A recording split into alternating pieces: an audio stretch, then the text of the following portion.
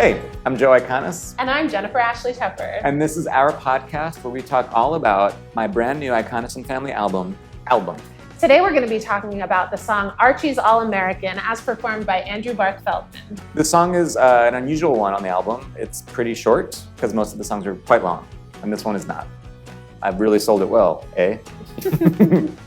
I just turned 17, I'm master of my scene. I'm sorta like the neatest guy in the school. I've traveled up the ranks. Archie's All-American. I love this song. Aw, I love all the songs clearly, but I have Yeah. so many memories with this song of like when you wrote the demo, I would listen to it all the time on my iPod while I was like walking down the street. It was like 2011. Yeah, this song is such a strange one for me because the way that it came into being was it was a song for a demo for an Archie tangential project that I think never actually ended up Archie happening. Comics, to be clear. Can I say that? Archie Comics. Archie Comics, yeah. Archie TM. Comics, yeah. Okay, great.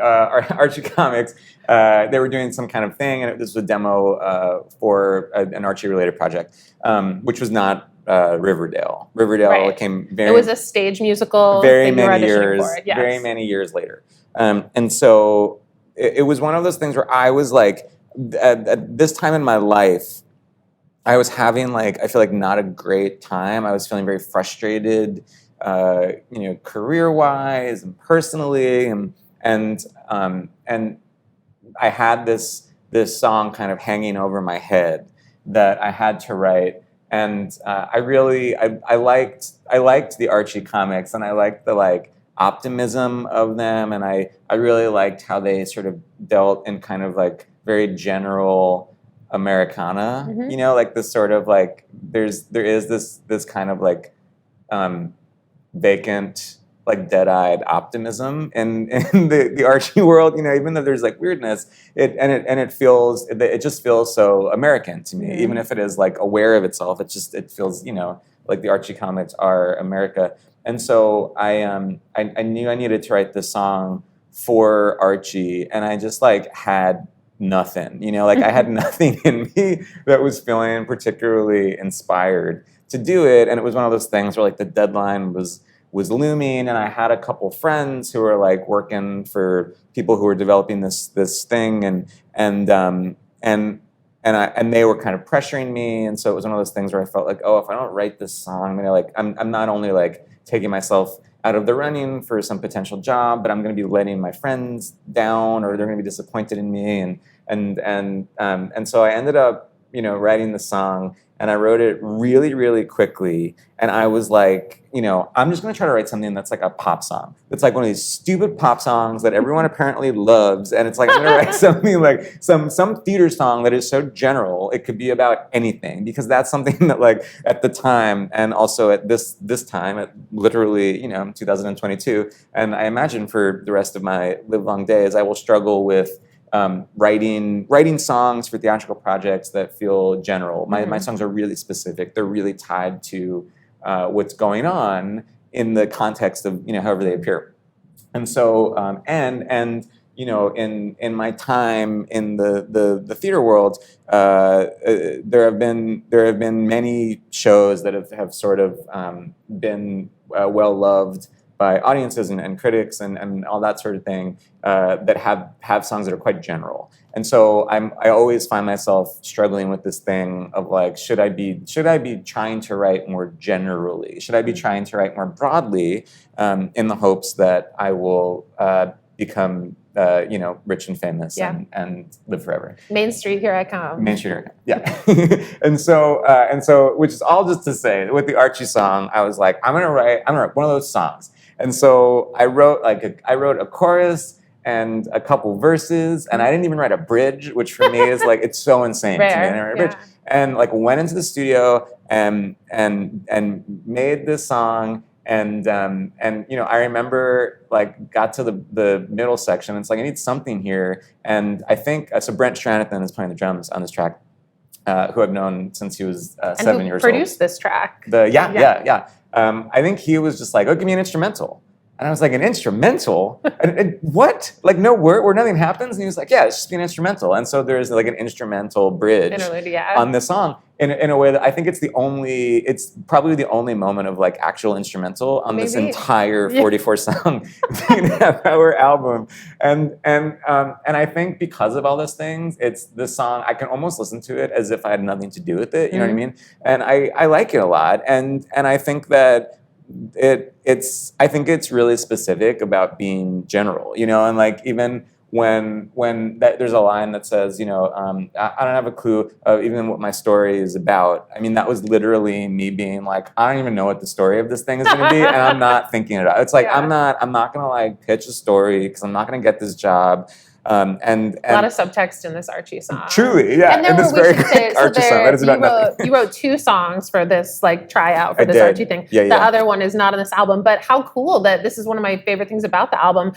We get to hear so many songs that were like demo songs for musicals that maybe Yeah. happened and you didn't write them, or Yeah. maybe never happened, or maybe did happen and you wrote them. Like there's a lot of that, which like Yeah. I loved about musical theater albums when I was growing up, of like, oh, here's a musical theater writer I love, and like, oh, here's a song of theirs that they, you know, demoed. It's really cool. Yeah, I'd like to think so. I mean, in any of those songs like that on this album, I think stand alone. Like they work as their own thing, you know. And I think that my hope is that people will be like, oh, you know, if people happen to know that this started as like a demo song for an Archie Comics project, cool, but you could still listen to it and be like, oh, this is a song inspired by the Archie comics, as I have, because that's the other thing. I have written so many songs that are inspired by pieces of art, and it's so funny. Sometimes people like hear songs of mine that are, that's like, I have a song that's on the album called Norman that's inspired by Psycho, and people, will be like, oh my God, they were going to turn Psycho into a musical. And it's like, no, I just was inspired by Psycho, and I just wrote a song. And so I think that, it can hang with those others. But I also really love that, like, I love that on the album its position is right after Ammonia, because I just feel like all the things that the woman is going through, and all like this sort of resentment and frustration and disappointment that woman is dealing with over the course of 8-9 minutes in Ammonia, if she knew that like the next song was this one, I think she would turn murderous. It's like it feels like such a slap in the face, that this bit of like youthful optimism, and his whole his biggest problem is like he doesn't know what his problem is. Like it's just about nothing, and he's just so like happy about being like, what do I want to do with my life? It's so, I think it's it makes me laugh. I think it's darkly funny and kind of cruel. The song's position on the album. And this song is performed on the album by Andrew Barth Feldman. Barth Feldman. This day in the studio was like amazing, because, correct me if I'm wrong, like Andrew hadn't performed this song live. It was like a magical album exclusive. I decided I wanted to put it on the album real late, and Andrew is someone who I've known also since he was quite young. He is quite young right now. He's still quite young, but we've known him for so many long. years. And it's Andrew played Roger in a youth theater production of Rent that my brother Phil Iconis, the great Phil Iconis, directed in like 2000 and maybe 16 or something, and he was like 13 or something. And so I was always aware of Andrew, from the Long Island theater scene. I wish I saw that production. He was amazing. We had a bootleg. He was amazing. Are we going to talk about Jonathan Larson on every one of these? Hopefully, so far? yeah, on brand. Andrew Barth Feldman. But Andrew Barth Feldman, but he was amazing. He was like one of those people who, when I first saw him, I was like, this kid is so talented that he actually seems, to me, I was like, he seems like older than he is. Like I could see this kid not getting work as like a young actor because he's so talented that he seems like he's like 45 years old. But I was incorrect about that part of Andrew Barth Feldman's journey. But so I've known him for so long, and he was like he had a theater company on Long Island himself, and he directed and starred in one of the first licensed productions of Be More Chill, which occurred because he planned to do it before we were ever off Broadway, and so it occurred like during our off Broadway run. He was directing and starring in Be More Chill on Long Island, which is insane. And so this felt like a really fitting first collaboration for us. And he's just one of those human beings where he's so insanely talented that it explodes. The talent explodes out of him. He's so adept. And just so fun, and he sounds like a total rock star, and is the embodiment of youthful enthusiasm, which feels appropriate. Perfect. Perfect. And I think it was Ian Kagi recorded the original demo, right? Yeah. And I think they're the only two people to sing this. No, we might have done it one other time. Eric William Morris. 3 rounds. Yeah, Eric William Morris sung it there. A regular Archie type. That Eric William Morris. Yeah.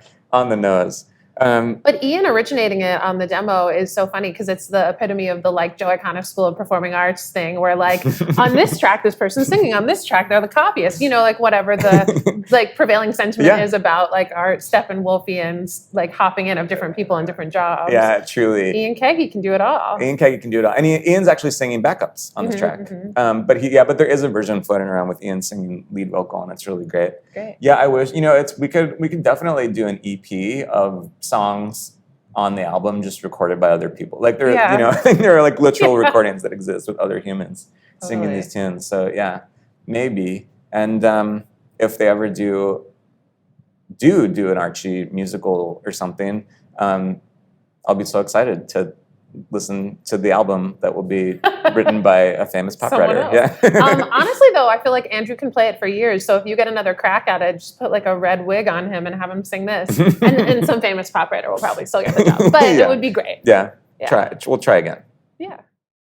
Hey, thanks so much for listening or watching to my podcast. Do me a favor and go to wherever you just listen to or watch this thing and subscribe or or give us a great rating or review, and then head to bpn.fm/album to find out even more information about this podcast, more ways to watch, more ways to listen, and check out my album. Thanks so much for hanging out. Album Podcast is executive produced by Liz Armstrong, produced by Dori Berenstein, Alan Seals, Kim Garris, and the rest of the team at the Broadway Podcast Network. Be sure to visit bpn.fm/album for both audio and video versions of this podcast and to listen to Album.